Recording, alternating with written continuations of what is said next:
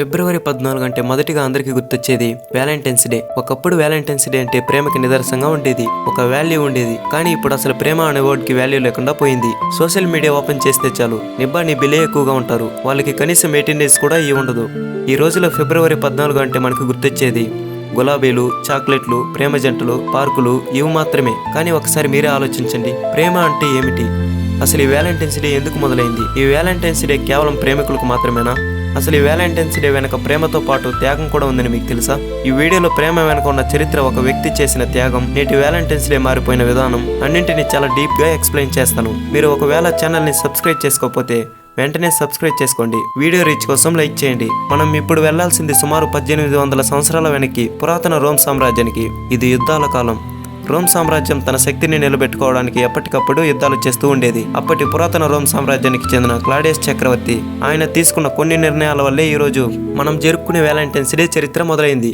ఆ కాలంలో రోమ్ సామ్రాజ్యానికి నిరంతరం యుద్ధాలు, శత్రువుల యుద్ధాల వల్ల సైనికుల కొరత ఏర్పడింది.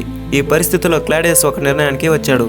అసలు అతని నమ్మకం ఏమిటంటే, అతను ఎలా అనుకున్నాడట, పెళ్లి చేసుకున్న పురుషులు యుద్ధానికి పూర్తిగా అంకితం అవ్వరు, కుటుంబం గుర్తుకొస్తే యుద్ధాలలో వెనకడుగు వేస్తారు. అందుకే ఆయన యువకుల పెళ్లిళ్లపై నిషేధం విధించారు. ఆ ఆదేశం ప్రకారం యువకులు పెళ్లి చేసుకోవద్దు, ప్రేమ కుటుంబం కంటే దేశ సేవ ముఖ్యమని ప్రచారం చేయించాడు. చక్రవర్తి మాటే చట్టం కావడంతో చాలా మంది భయపడ్డారు, తమ ప్రేమను త్యాగం చేశారు. ఈ అన్యాయ నిర్ణయాన్ని వ్యతిరేకించిన ఒక వ్యక్తి ఉన్నాడు. ఆయన పేరే సెయింట్ వ్యాలంటైన్. ఇతడు ఒక క్రైస్తవ పాస్టర్. వ్యాలంటైన్స్ డే నమ్మకం ఒక్కటే, ప్రేమ అనేది దేవుడిచ్చిన వరం, దాన్ని ఎవరూ ఆపలేరు. చక్రవర్తి ఆదేశానికి భయపడకుండా యువ ప్రేమ జంటలకు రహస్యంగా వివాహాలు జరిపేవాడు. అంటే రాత్రి వేళల్లో ఎవరూ లేని ప్రాంతంలో చిన్న చర్చిల్లో వివాహాలు జరిపేవాడు. కానీ ఈ విషయాన్ని ఎక్కువ కాలం దాచలేకపోయాడు. చక్రవర్తికి విషయం తెలిసింది. వ్యాలంటైన్ ను అరెస్ట్ చేశారు, జైల్లో పెట్టారు. జైలులో ఉన్నప్పటికీ వ్యాలంటైన్ ప్రేమపై తన నమ్మకాన్ని వదలలేదు. అక్కడ ఉండే జైలు అధికారి కుమార్తెతో పరిచయం ఏర్పడింది. కథనం ప్రకారం ఆ అమ్మాయికి చూపు సమస్యలతో బాధపడేది. వ్యాలంటైన్ ఆమెతో మాట్లాడాడు, ఆమెకు ధైర్యం చెప్పాడు, ప్రార్థన చేశాడు. అలా కొద్ది కాలం గడిచిన తర్వాత వ్యాలంటైన్ కు మరణ శిక్ష ఖరారైందని తెలిసిన తర్వాత ఆ అమ్మాయికి ఒక లేఖ రాశాడు.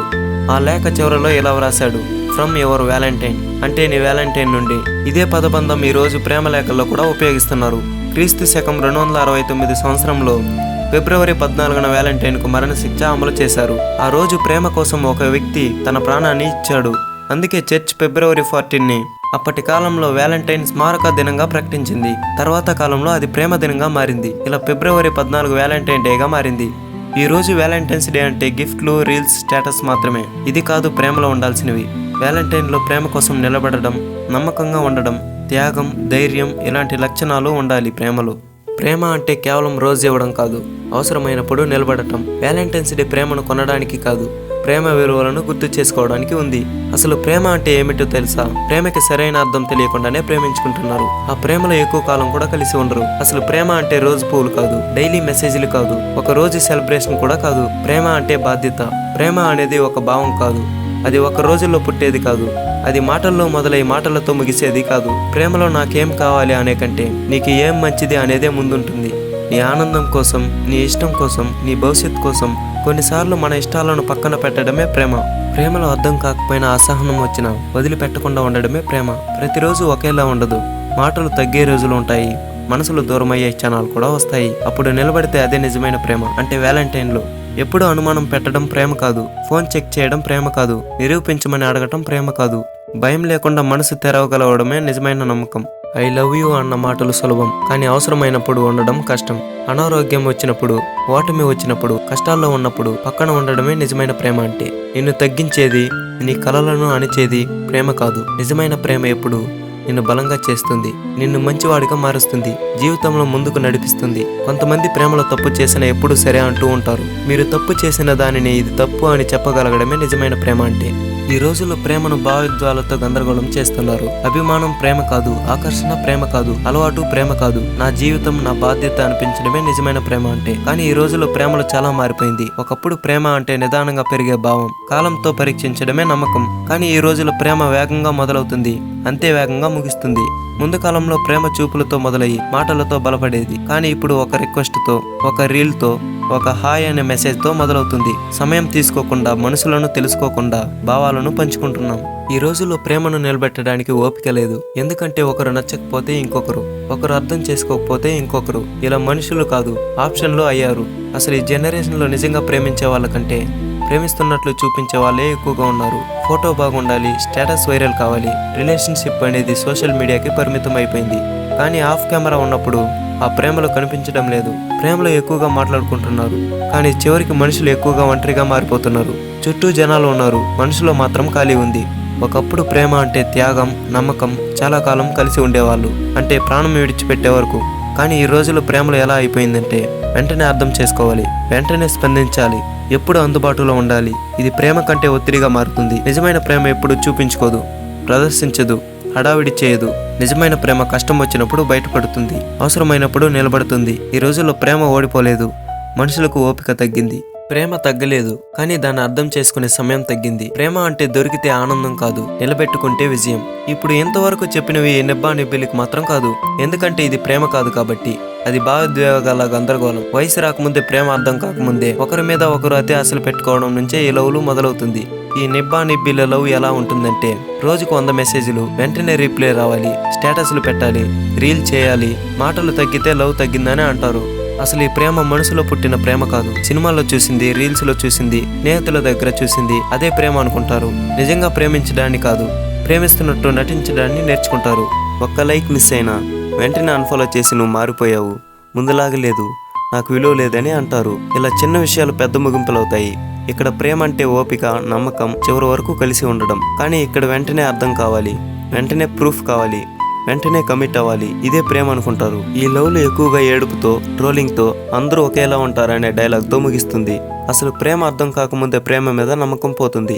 అందుకే ఈ నిబ్బా నిబ్బి లవ్లు 99.99% ఫెయిల్ అవుతాయి. అందుకే ఈరోజు వ్యాలంటైన్స్ డే ఎలా ఉందంటే నిజమైన ప్రేమ కోసం ఆలోచించాల్సిన రోజుల్లో ఉన్నాం. వ్యాలంటైన్స్ డే చెడ్డదే అని కాదు, కానీ ప్రేమను ఒక రోజుకే పరిమితం చేయడమే సమస్య. ప్రేమ రోజులో కాదు, రోజువారీ ప్రవర్తనలో కనిపించాలి. మీలో చాలామంది వ్యాలంటైన్స్ డే అంటే కేవలం ప్రేమికులకు మాత్రమే అనుకుంటారు, కానీ నిజానికి అది కాదు. ఒకసారి మీరే ఆలోచించండి. ఈరోజు ప్రపంచం చూపిస్తున్న దాని ప్రకారం చూస్తే వ్యాలంటైన్స్ డే అంటే జంటలు రోజు పూలు, గిఫ్ట్లు, డేటింగ్స్ అనుకుంటూ ఉంటారు, కానీ అసలు అర్థం అది కాదు. మొదటగా మీరు ఒక నిజాన్ని తెలుసుకోండి. వ్యాలంటైన్స్ డేకి పేరు వచ్చినది ఒక వ్యక్తి తన ప్రేమపై ఉన్న నమ్మకంతో త్యాగం చేయడం వల్ల. అది ప్రేమికుల మధ్య ఉన్న ప్రేమ కాదు, మనుషుల మధ్య ఉండాల్సిన ప్రేమ. మనం ప్రేమ అన్న వెంటనే రొమాంటిక్ లవ్ మాత్రమే గుర్తు తెచ్చుకుంటాం, కానీ ప్రేమకు చాలా రూపాలు ఉన్నాయి. ఒక్కసారి ఈ స్టోరీని వినండి. ఈ కథలో నాన్న తన కూతురితో పెద్దగా మాట్లాడాడు. కూతురు చిన్నప్పటి నుంచే అదే చూసింది, కానీ ఆ మౌనంలో ఎంతో ప్రేమ దాగుంది. ఆమెకి చాలా ఆలస్యంగా అది అర్థమైంది. నాన్న పేరు శేఖర్, కూతురు పేరు అనన్య. అనన్య పుట్టినరోజు అమ్మ ప్రసవంలోనే చనిపోయింది. ఆ రోజు నుంచి శేఖర్ మాటలు తగ్గిపోయాయి. బాధను బయటకు చెప్పలేదు, బాధ్యతగా మార్చుకున్నాడు. అనన్య తన తండ్రిని చిన్నప్పుడు అడిగేది, అమ్మ ఎక్కడా అని. శేఖర్ ఒక్కసారి మాత్రమే ఇలా అన్నాడు, నువ్వే అమ్మకి గుర్తు అని. ఆ తర్వాత మళ్ళీ ఆ విషయం ఎప్పుడూ రాలేదు. రాత్రి అనన్య నిద్రపోయాక శేఖర్ అమ్మ ఫోటో ముందు కూర్చునేవాడు. ఏమీ మాట్లాడేవాడు కాదు, కానీ కన్నీళ్లతో మాట్లాడేవాడు. ఒకరోజు స్కూల్ ఫంక్షన్కి అందరూ అమ్మలు వచ్చారు, కానీ అనన్య మాత్రం ఒంటరిగా నిలబడి ఉంది. అందరూ అడిగారు, మీ అమ్మ ఎక్కడా, మీ అమ్మ రాలేదా అని అడిగారు. అయినా ఆ రోజు అనన్య ఏడవలేదు. ఇంటికి వచ్చాక నాన్నని అడిగింది, నాన్న నువ్వెందుకు ఎప్పుడు నవ్వవు? శేఖర్ సమాధానం చెప్పలేదు. మరుసటి రోజు అనన్యకి కొత్త డ్రెస్ తెచ్చాడు. అదే ఆయన ప్రేమ. అనన్య పెద్దయ్యాక నాన్నతో దూరం పెరిగింది.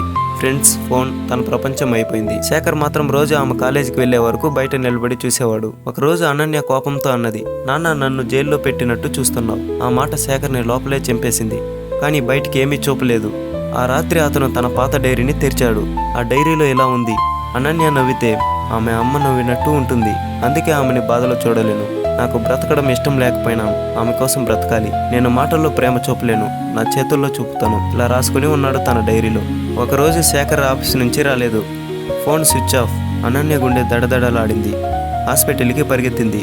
డాక్టర్ అన్నాడు, గుండె బలహీనమైంది. చాలా కాలంగా అలసట, లోపల చాలా బాధను అనుభవిస్తున్నాడు.